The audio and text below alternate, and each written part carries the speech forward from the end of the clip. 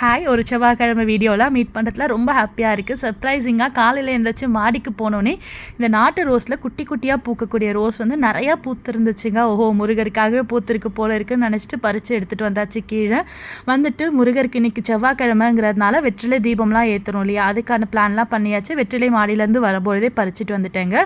விளக்கெல்லாம் போட்டு அழகாக ஏற்றி வீட்டில் இருக்கக்கூடிய இன்னும் கொஞ்சம் பூக்கள்லாம் வச்சு அலங்காரம் பண்ணி சூப்பராக ரெடி பண்ணியாச்சு.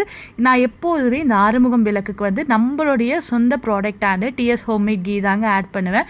அந்த நெய்யை யூஸ் பண்ணி விளக்கேற்றும் பொழுது இன்னமுமே அரோமா சூப்பராக இருக்குங்க. அந்த கீயோட ஃப்ளேவரும் அந்த விளக்கோட இதுவும் சேர்த்து வரும்பொழுது ஒரு மாதிரி அவ்வளோ சூப்பராக இருக்கும். பார்க்குறதுக்கு ஒரு மாதிரி டிவோஷனல் ஃபீல் கலந்த வாசனை, அது நல்லாயிருக்கும் பார்க்க.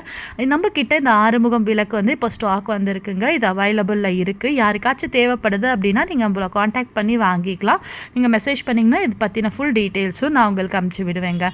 இன்றைக்கி டியூஸ்டேங்கிறதுனால கோவில் பக்கத்தில் இருக்க கோவிலுக்கு போகலான்ற பிளான் பண்ணியிருந்தேன். காலையில் தீபம்லாம் போட்டு முடிச்சுட்டு கோவிலுக்கு ரொம்ப அழகாக போயிட்டு வந்தாச்சுங்க. கோவிலில் போயும் இன்றைக்கி வெற்றிலை தீபம் போகணுன்னு பிளான் இருந்ததுனால வெற்றிலை தீபம் போட்டு இன்னைய நாளை ரொம்ப அழகாக கம்ப்ளீட் பண்ணியிருக்கேங்க.